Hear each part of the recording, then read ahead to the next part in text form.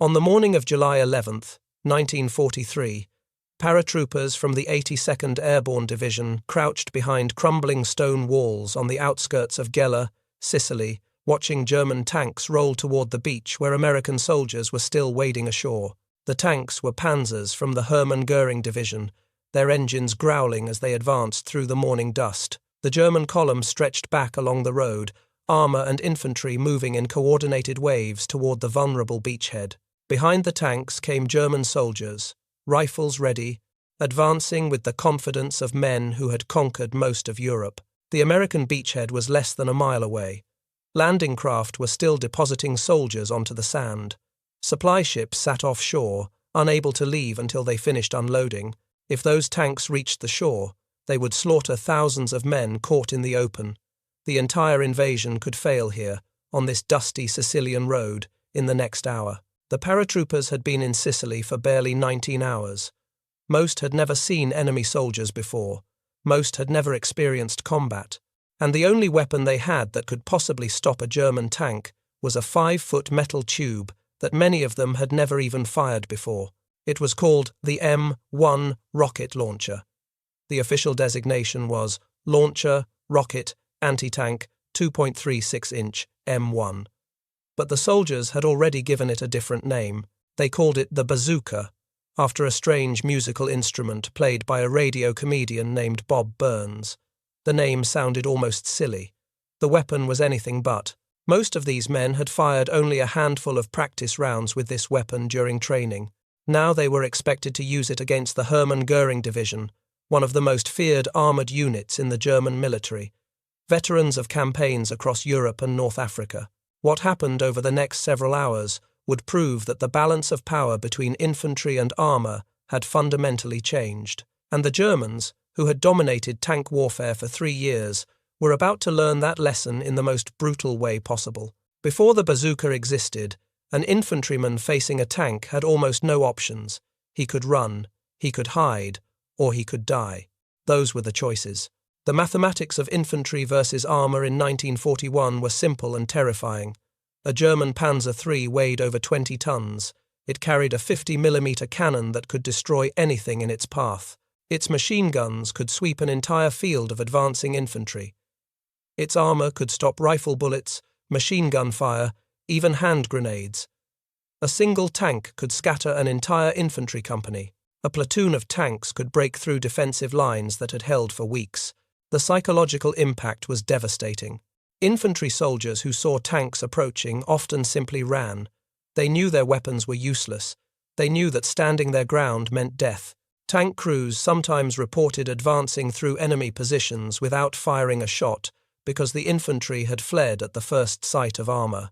The weapons infantry had against tanks were inadequate at best and suicidal at worst. Anti-tank rifles existed, enormous weapons that looked like oversized hunting rifles.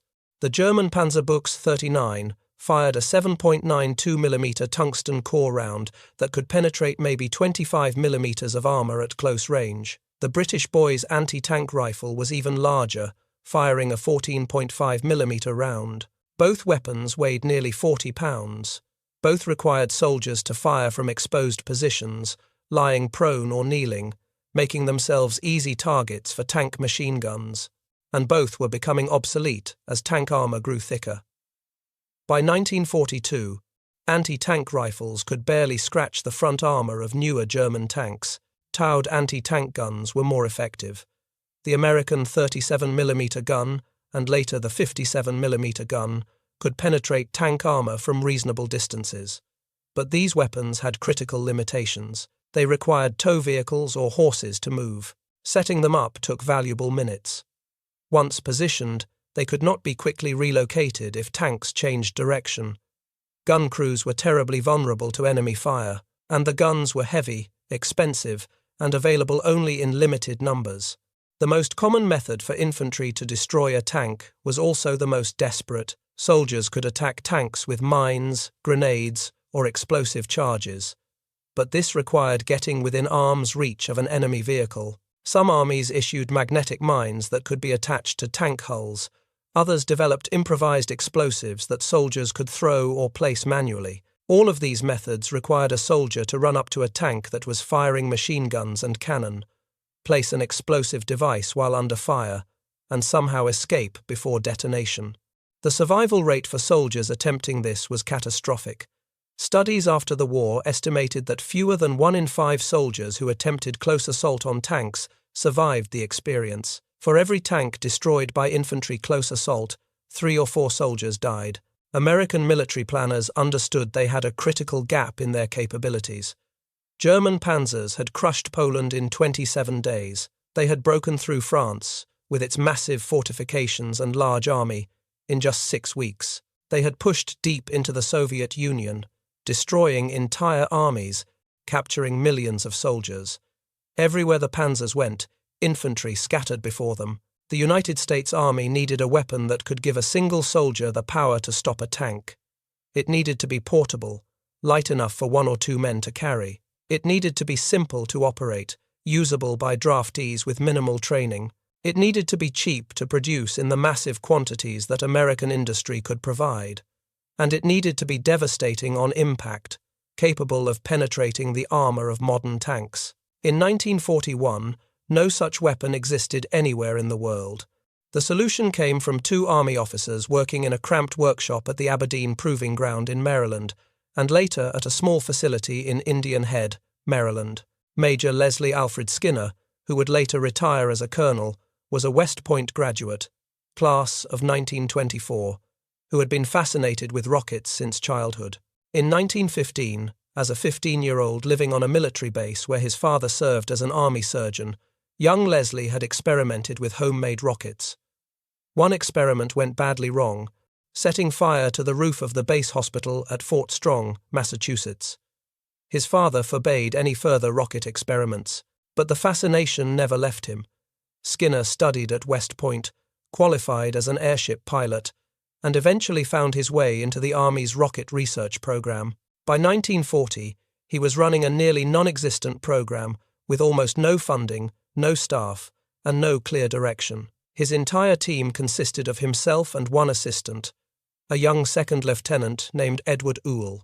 Uhl had graduated from Lehigh University in Pennsylvania in 1940 with a degree in engineering physics. He joined the Army in 1941 and was assigned to the Ordnance Corps. He was 24 years old, brilliant, and utterly inexperienced in military weapons development. Their mission was to find a way for a single infantryman to deliver a shaped charge grenade against enemy armor. The shaped charge itself was not new. The principle had been discovered decades earlier by Charles Edward Munro, an American chemist who noticed that explosives could be focused and directed by shaping the charge in particular ways.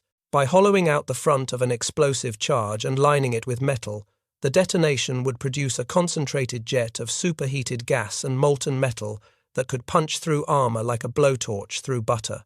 The Army had already developed shaped charge grenades. The M10 grenade could penetrate several inches of steel, enough to defeat most tank armor. But the grenade weighed nearly 4 pounds, far too heavy to throw accurately by hand, too heavy to fire from the end of a rifle like a standard grenade. The only practical way to use the weapon was for a soldier to run up and physically place it on an enemy tank. Skinner and Uhl needed to find another way to deliver that shaped charge to the target. For months, they experimented with various delivery systems. They tried adapting existing rifle grenade launchers. The grenades were too heavy. They tried small mortars. The mortars were too bulky and too slow. They tried mounting the shaped charge on small rockets, building on research that the legendary physicist Robert Goddard had conducted during World War I. The rockets worked. A small, solid fuel motor could propel the shaped charge to effective ranges. But rockets created a dangerous problem. When the motor ignited, it produced a jet of flame and hot gases that shot directly backward. Any soldier who fired such a weapon would be burned by his own exhaust. The flame could ignite clothing, cause severe burns, even kill the shooter. Skinner and Uhl experimented with different rocket designs, different propellants, different ignition systems. Nothing solved the exhaust problem. The rocket had to vent hot gases somewhere, and wherever those gases went, they posed a danger to the soldier firing the weapon. The breakthrough came in the spring of 1942. Lieutenant Uhl was walking through a scrap pile at the testing facility, thinking about the exhaust problem, when he noticed a discarded metal tube. It was about 5 feet long and 60 millimeters in diameter, exactly the same size as the grenade they were trying to weaponize. Uhl stared at that tube and had a sudden realization. If you put the rocket inside a tube, and if the tube was long enough, the rocket motor would finish burning before the rocket emerged from the front. The exhaust gases would vent safely out the back of the tube, behind the soldier, while the rocket flew out the front toward the target. The tube would act as both a launcher and a shield. It would direct the rocket in a straight line, improving accuracy. It would protect the shooter from the exhaust, and it would be light, simple, and cheap to manufacture. Uhl grabbed the tube from the scrap pile and ran back to the workshop. He found Skinner and explained his idea. Within hours, they had assembled a crude prototype. They mounted the tube on a simple wooden shoulder stock. They added basic sights, improvised from a piece of wire bent from a coat hanger. They loaded one of their experimental rockets into the back of the tube and connected the ignition wires. The first test firing was conducted with Uhl wearing a welding helmet and heavy gloves, just in case the tube exploded. He knelt, aimed at a target, and squeezed the trigger. The rocket ignited with a whoosh. Flame and smoke vented harmlessly out the back of the tube. The rocket flew straight and true, striking the target and detonating with a sharp crack. The shaped charge punched a clean hole through the steel plate. It worked. The tube design solved every problem they had been struggling with. The weapon weighed barely 13 pounds. It could be operated by 2 men, one to aim and fire, one to load. It could deliver a tank-killing shaped charge to ranges of over 100 yards, and it was so simple that it could be manufactured quickly and cheaply in enormous quantities. They had created the world's first practical shoulder-fired anti-tank rocket launcher. On a May morning in 1942, Skinner and Uhl took their prototype to Aberdeen Proving Ground for a formal demonstration. A competitive trial had been organized to test various infantry anti-tank weapons, primarily different types of spigot mortars, that were considered the most promising approach at the time. By coincidence, or perhaps not entirely by coincidence, Major General Gladion Marcus Barnes happened to be present that day. Barnes was the Chief of Research and Engineering in the Ordnance Department, one of the most important officers in the entire weapons procurement system. He was touring the facility with several other senior officers when he noticed the strange commotion at the rocket launcher, test range, the flames and whooshing sounds, the clouds of smoke. Barnes and his party came over to investigate. They found Skinner and Uhl firing their crude tube launcher at a moving tank target. Despite the improvised wire coat hanger sights, the rockets were hitting the tank with remarkable accuracy. The 5 different spigot mortars being tested in the same competition had failed to score a single hit on the moving target. Skinner recognized his opportunity. Taking a calculated risk that could have ended his career if things went wrong, he handed the launcher to General Barnes and offered to let him take a shot. Barnes accepted. He shouldered the weapon, aimed at the moving tank, and fired. The rocket hit the tank squarely on his first try. Barnes was delighted. He fired again. Other officers wanted to try. Within minutes, they had fired off every available round, laughing and exclaiming at the power and accuracy of the strange weapon. Barnes looked at the tube and commented that it reminded him of a musical instrument he had seen in a comedy act, a bizarre creation called a bazooka that was played by the radio comedian Bob Burns. The nickname stuck immediately. From that moment on, despite its official designations, the weapon would be known as the bazooka. General Barnes did not wait for committees or studies or lengthy procurement processes. The weapon was ordered into immediate production. General Electric was given a contract to deliver 5,000 launchers and 25,000 rockets in 30 days. It was one of the fastest weapons development contracts in American military history. The engineers at General Electric worked around the clock. Production lines were established at the company's Bridgeport, Connecticut facility. The launcher design was simplified for mass production, keeping the basic tube configuration, but replacing the wooden stock with metal, improving the sights, and adding safety features. General Electric met its deadline. By mid-June of 1942, 5,000 bazookas were ready for shipment. But the weapon was so new, so secret, that almost no one outside the development program knew it existed. There were no training manuals, there were no instruction films, there were no experienced instructors who could teach soldiers how to use the weapon. The bazookas were packed in crates and loaded onto ships, but the soldiers who would use them had never seen anything like them. The first bazookas arrived in North Africa in September of 1942. 600 launchers were shipped to British forces in Egypt for potential use in the Western Desert Campaign. When British commanders tested the weapon against a captured Panzer III, the bazooka rocket penetrated the frontal armour cleanly, but the British decided that the desert terrain offered too little concealment for such a short-range weapon. A soldier would have to get within 200 yards of a tank across open desert, where any movement could be seen for miles. The British stored their bazookas and did not use them in combat. American forces received their first bazookas during Operation Torch, the Allied invasion of North Africa that began in November of 1942. But the distribution was chaotic. Crates arrived at supply depots with labels that quartermaster officers did not recognize. The designation launcher, rocket, anti-tank, 2.36-inch, M1 meant nothing to soldiers who had never heard of such a weapon. General Dwight Eisenhower, commanding the invasion force, was shocked to learn on the night before the landings that not a single soldier in his invasion force had received any training with the bazooka. The weapons were there, packed in their crates, but no one knew how to use them. Officers had to figure out through trial and error how the system worked. They opened crates, examined the strange tubes and rockets, and experimented with loading and firing procedures. The early M6 rocket ammunition was notoriously unreliable. Some rockets failed to ignite when the trigger was pulled. Others ignited but failed to achieve full thrust, dropping short of the target.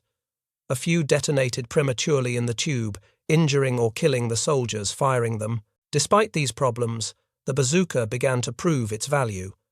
Reports filtered back from Tunisia of German tanks being engaged by infantry with shoulder-fired rockets. The kills were few at first, limited by unreliable ammunition and untrained crews. But the psychological impact was significant. American soldiers, who had been taught that tanks were nearly invincible, suddenly had a weapon that gave them a fighting chance. The Germans noticed immediately. German intelligence officers analyzed reports from Tunisia with growing concern. American infantry was using some kind of new rocket weapon that could penetrate tank armor. The weapon appeared to be portable, carried by individual soldiers. It could be fired from concealed positions with no advance warning. Tank crews, who had grown accustomed to infantry fleeing before them, now faced an enemy that might stand and fight.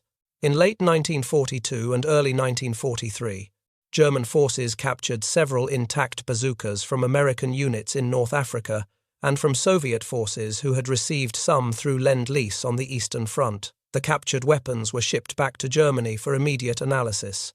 German engineers disassembled the bazookas, studied their construction, measured their components, and tested their performance. They recognized immediately that the Americans had achieved something revolutionary. This was not just another anti-tank weapon. This was a new category of weapon entirely. A shoulder-fired rocket launcher that could kill tanks and be carried by a single soldier. Within months, German industry began producing its own version. The Raketen Panzerbuchse, better known as the Panzerschreck, entered production in 1943. The German designers made significant changes. They increased the warhead diameter from 60 mm to 88 mm, giving the weapon greater armor penetration. They replaced the electrical battery ignition system with a magneto-generator, eliminating concerns about batteries failing in cold weather on the Eastern Front. But the larger warhead and heavier construction made the Panzerschreck more cumbersome than the American original. It weighed over 20 pounds. The rocket motor produced enormous amounts of hot exhaust that continued burning for several feet after leaving the tube. Operators had to wear protective ponchos and gas masks to avoid being burned by their own weapon. A protective shield had to be added to the launcher to protect the shooter's face. The fact that Germany immediately copied the bazooka tells you everything about its impact. The Germans were not accustomed to copying enemy weapons. German military technology was generally considered superior to Allied equipment.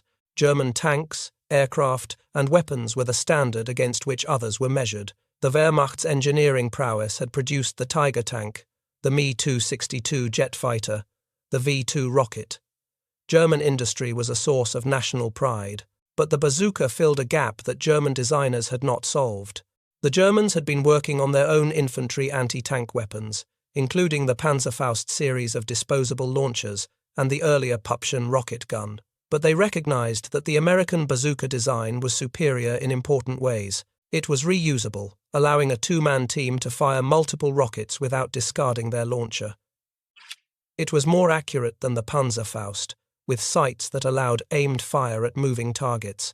It could engage targets at greater range, keeping soldiers further from the deadly machine guns mounted on tank turrets.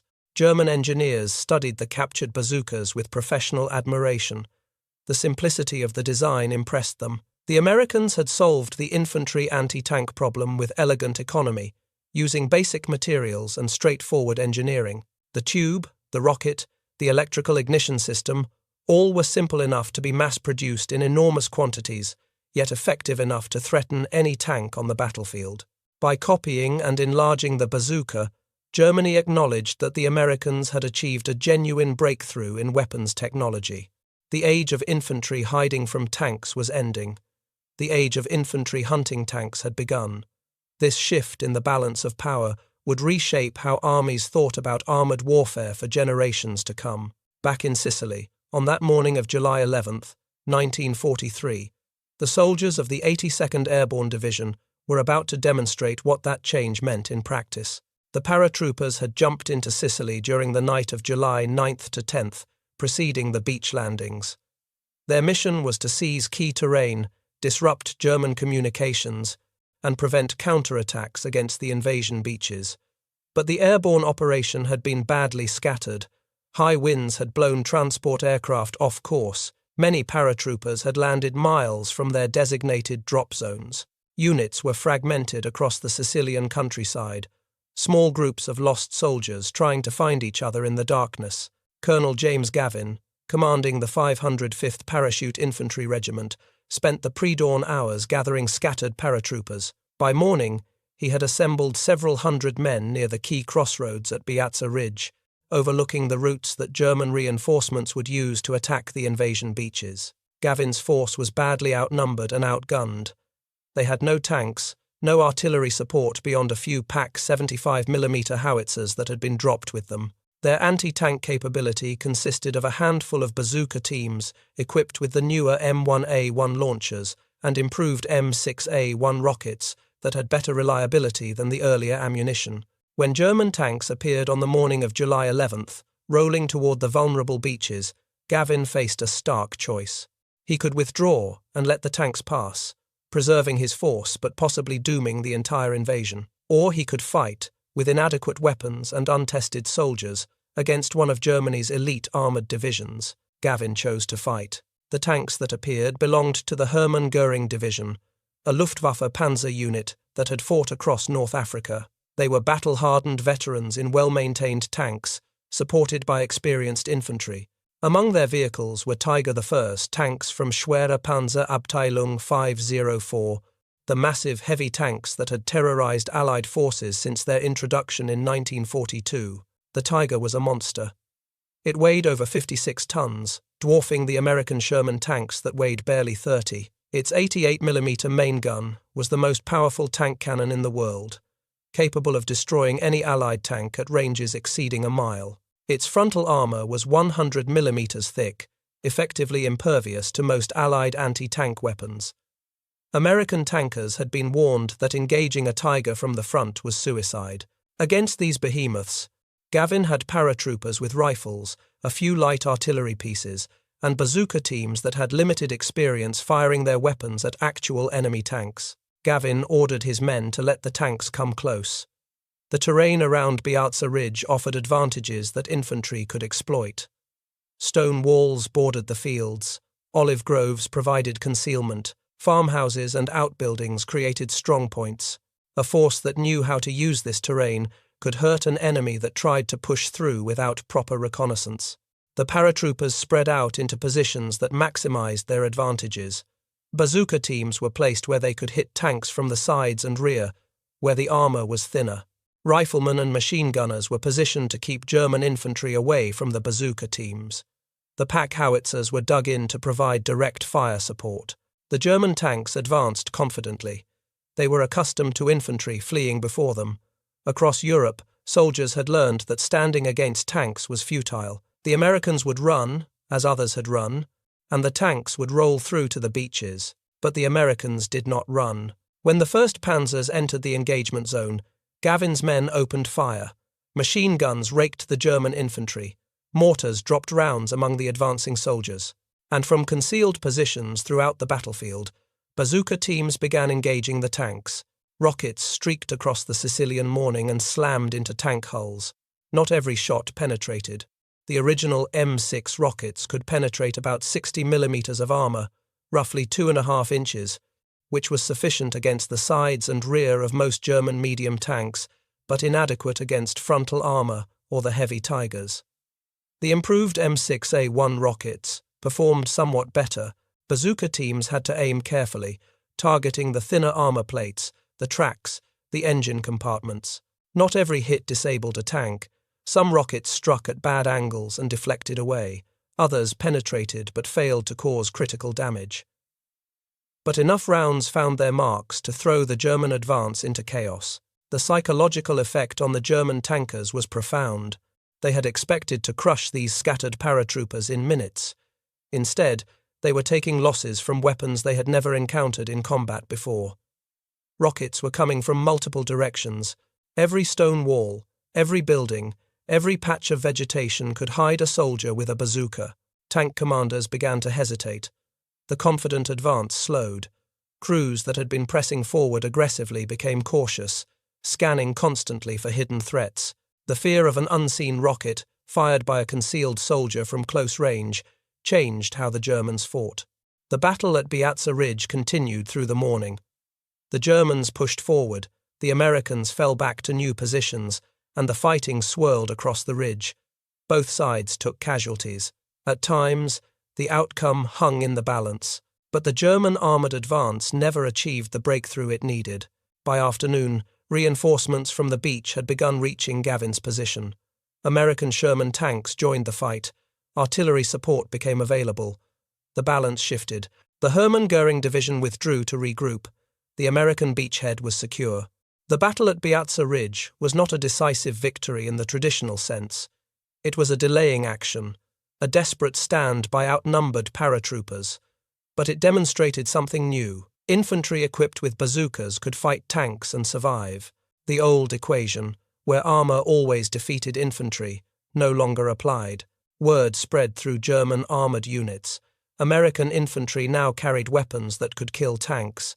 The old tactics of simply driving through infantry positions no longer worked reliably. Every hedge, every ditch, every ruined building could conceal a soldier with a bazooka. Tank commanders had to assume that anti-tank rockets could come from any direction at any time. German military reports from late 1943 reflect this growing concern.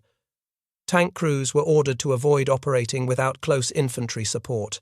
Armoured advances were slowed as commanders demanded thorough reconnaissance of potential ambush positions before committing tanks. The psychological dominance that German armour had enjoyed since the beginning of the war was eroding. The Sicilian campaign saw continued proof of the bazooka's effectiveness. M1A1 launchers with improved rockets destroyed 4 medium German tanks in various engagements.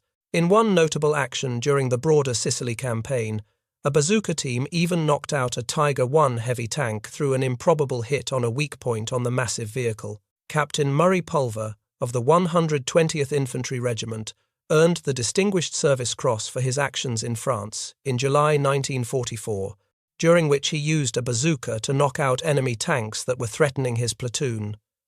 Pulver later remarked that he always swore by the bazooka and it never let him down. His sentiment was shared by thousands of soldiers who learned to trust the strange tube weapon that turned infantry into tank hunters. By the time American forces landed in Normandy on June 6, 1944, the bazooka had become a standard infantry weapon. Every American rifle company was equipped with them. Soldiers had trained extensively on their use.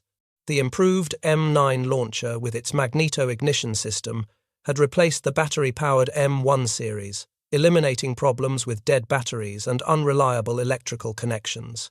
The newer M6A3 rockets could penetrate up to 4 inches of armor, a significant improvement over the original ammunition. The bocage country of Normandy, with its thick hedgerows and narrow lanes, was ideal terrain for bazooka ambushes.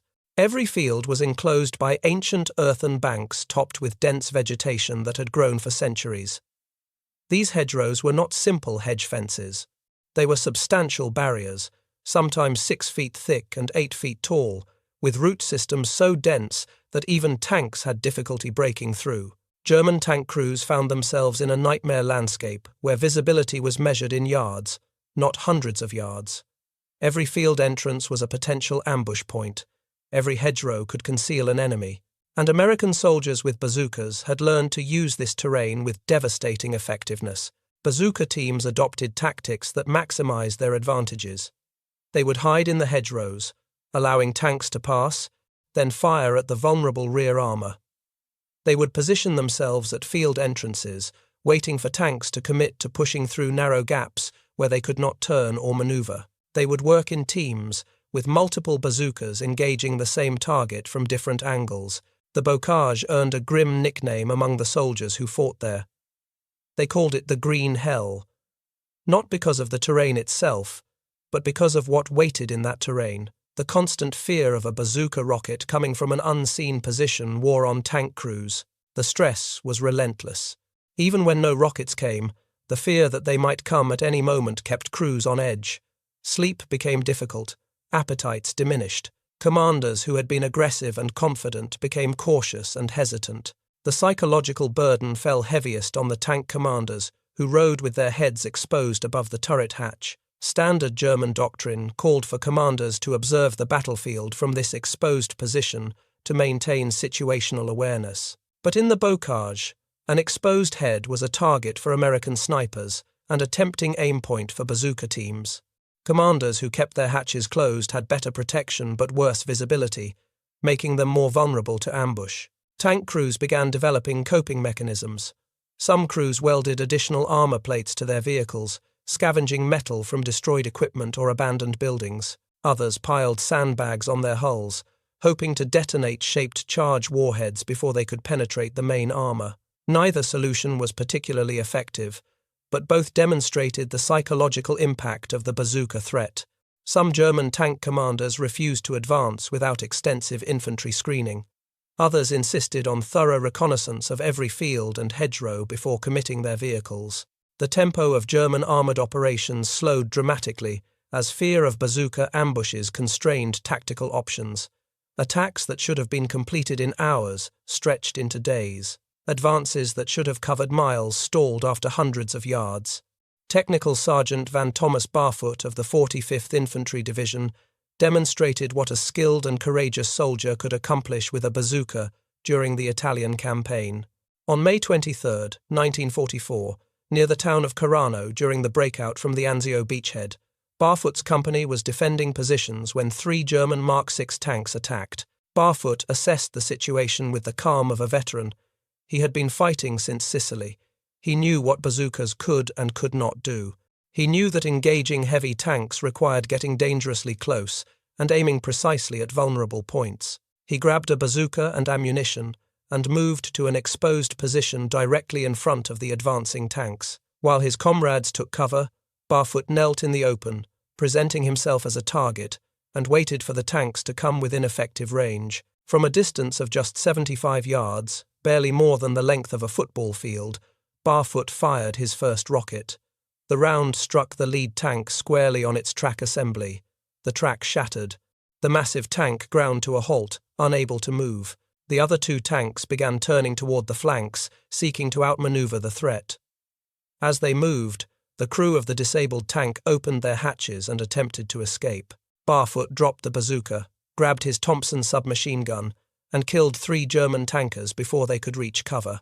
But Barfoot was not finished. Leaving the disabled tank and its dead crew, he worked his way behind enemy lines, moving through the chaos of battle to reach a German artillery position. Using explosive charges, He destroyed an artillery piece that had been firing on American troops. On his way back to American lines, Barfoot encountered 2 wounded American soldiers. Despite being alone in territory still contested by German forces, he helped both wounded men back to safety, carrying and supporting them over 1,700 feet of dangerous ground. For his actions that day, Van Barfoot received the Medal of Honor, the highest award for valor that the United States can bestow. His citation emphasized his courage in facing tanks with a bazooka, a weapon that required getting within killing range of vehicles that could destroy a man with a single round. Barfoot's story was remarkable, but not unique. Multiple American soldiers and Marines received the Medal of Honor during World War II specifically for courage in using bazookas against enemy forces. The weapon had made tank hunting possible for individual soldiers, but it remained extraordinarily dangerous work. Among American infantry, assignment to a bazooka team was widely known as Medal of Honor work.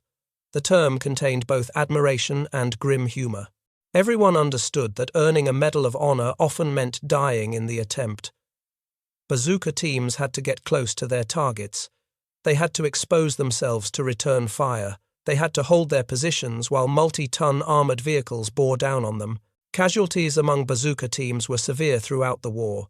The weapon gave infantry a chance against armor, but it was a chance paid for in blood. For every tank destroyed, soldiers died. Yet volunteers for bazooka duty never ran short. Soldiers understood the mathematics of their situation. Without anti-tank weapons, infantry was helpless against armor. A company without bazookas that encountered enemy tanks would be massacred. The bazooka gave soldiers the ability to fight back, to defend themselves, to have some chance of surviving an armored attack. Staff Sergeant Isadore Jachman of the 513th Parachute Infantry Regiment, 17th Airborne Division, demonstrated the courage that bazooka duty required during the Battle of the Bulge. On January 4, 1945, near the Belgian town of Flamierge, Jachman's company was pinned down by German artillery, mortar, and small arms fire. Then 2 German tanks appeared and attacked, inflicting heavy casualties among the exposed paratroopers. Jachman watched his comrades being killed and wounded around him. The tanks were methodically destroying his company. Without anti-tank weapons in position, the paratroopers had no way to fight back. Without hesitation, Jachman left his covered position and dashed across open ground through a hail of fire. He grabbed a bazooka from a fallen comrade and ammunition from another soldier. Then he advanced directly toward the attacking tanks. The tanks concentrated their fire on him. Machine gun rounds tore up the ground around his feet.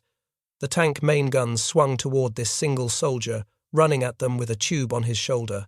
Any reasonable calculation said he should have died in the first seconds of his charge, but Jachman kept running.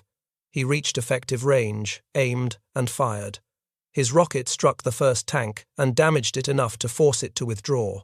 The second tank, seeing what had happened to its partner, also pulled back. Staff Sergeant Jachman was mortally wounded during this action. He died shortly after saving his company from destruction. His Medal of Honor was awarded posthumously. Jachman was one of only 3 Jewish American soldiers to receive the Medal of Honor during World War II. At least 6 of his aunts and uncles had perished in the Holocaust. He had volunteered for the paratroopers specifically because he wanted to fight the Nazis. In his final moments, armed with nothing but a bazooka and extraordinary courage, he had stopped German tanks from killing his fellow soldiers. By the end of 1945, American factories had produced 476,628 bazookas of all types, along with over 15 million rockets. This massive production effort involved multiple manufacturers beyond General Electric. The Cheney-Bigelow Wire Works and Conductron Corporation joined the production effort as demand increased. Ammunition production was equally vast, with factories working around the clock to supply the millions of rockets that American forces consumed in combat. The weapon had been distributed to every major Allied nation through the Lend-Lease program and direct military aid. Free French forces received over 11,000 launchers, using them to equip resistance fighters and regular army units alike. Britain received thousands more, though approximately 1,500 were redistributed to the French resistance, and British forces often preferred their own Piat weapon for specific tactical situations. The Soviet Union received 3,000 bazookas, though Soviet military doctrine preferred the heavier anti-tank rifles and regarded the bazooka as insufficiently powerful against German armor. Smaller Allied nations also received bazookas. Brazil received approximately 2,900 launchers. China received about 2,000 for use against Japanese forces. Canadian forces received a smaller allocation of approximately 170 units, supplementing their own anti-tank capabilities. The weapon became truly global, fighting in every theatre of the war. The industrial achievement was remarkable. In May of 1942, the bazooka did not exist as a production weapon. By the end of the war, nearly 500,000 had been manufactured, along with enough ammunition to supply years of intensive combat. American industry had taken a prototype built from scrap and turned it into one of the most widely produced weapons of the war. General Dwight Eisenhower, reflecting on the war after victory, identified several pieces of equipment as vital to Allied success. In his memoir, Crusade in Europe, he listed the bulldozer, the jeep, the 2.5-ton truck, and the C-47 airplane as items that senior officers regarded as among the most important to victory in Africa and Europe. The bazooka, while not on that specific list, earned similar praise from commanders throughout the war for transforming infantry capability against armor. It was remarkable recognition for a weapon that had been developed in a matter of weeks by two officers working in a small workshop with virtually no budget. Lieutenant Colonel Edward Uhl, the young engineer who had spotted the tube in the scrap pile, went on to a distinguished career after the war. He rose to senior positions in the aerospace industry, eventually becoming president and chairman of Fairchild Industries. In that role, he oversaw development and production of the A-10 Thunderbolt II aircraft, a modern tank-killing platform that continued the mission he had helped pioneer with the bazooka. Uhl died in 2010 at the age of 92, remembered as the father of the bazooka. Colonel Leslie Skinner, who had risen through the ranks during the war, continued his Army career afterward, working on rocket weapons development. His work contributed to the guided missiles and portable rockets that would equip American forces in the decades that followed. He died in 1978, largely unknown outside military circles, despite having helped create one of the most influential weapons of the 20th century. The bazooka itself continued to evolve. The original 60mm weapon was replaced by the M20 Super Bazooka with its larger 89mm warhead. When American forces faced Soviet-built T-34 tanks in Korea, the original World War II bazookas proved inadequate against the heavier armor. The Super Bazooka had to be rushed to the front to give infantry a fighting chance, but the fundamental principle that Skinner and Uhl proved in 1942 remained valid and remains valid today. A single soldier, properly equipped, can destroy a tank. That revolution in infantry capability continues through every generation of portable anti-armor weapons, from the Dragon missile to the Javelin to systems not yet deployed. German tank crews who faced bazookas in Sicily, Italy, France, and Germany learned lessons that armored forces have relearned in every war since. Tanks are not invulnerable. Heavy armor does not guarantee survival. Infantry equipped with the right weapons can fight back against any armored vehicle. German veterans who wrote memoirs after the war frequently mentioned the bazooka and similar weapons as a constant source of fear. One tank commander wrote that by 1944, his crews never felt truly safe, even buttoned up inside their armored vehicles. Every building could hide a soldier with a rocket. Every hedgerow could conceal an ambush. The psychological security that tanks had provided at the beginning of the war had evaporated. That transformation, from invulnerable war machine to vulnerable target, began in a scrap pile at an American proving ground, when a young lieutenant noticed a discarded tube and had an idea. That is how innovation happens in war, not always through committees or lengthy development programs, sometimes through urgent necessity, 2 officers in a workshop, 1 insight from a scrap pile, and 30 days of frantic production. That combination of need, creativity, and industrial capacity changed the balance of power between infantry and armor forever. If you found this story compelling, please take a moment to like this video. It helps us share more forgotten stories from the Second World War. Subscribe to stay connected with these untold histories. Each one matters. Each one deserves to be remembered. Leave a comment below telling us where you are watching from. Our community spans from Texas to Tasmania, from veterans to history enthusiasts. You are part of something special here. Thank you for watching. Thank you for keeping these stories alive.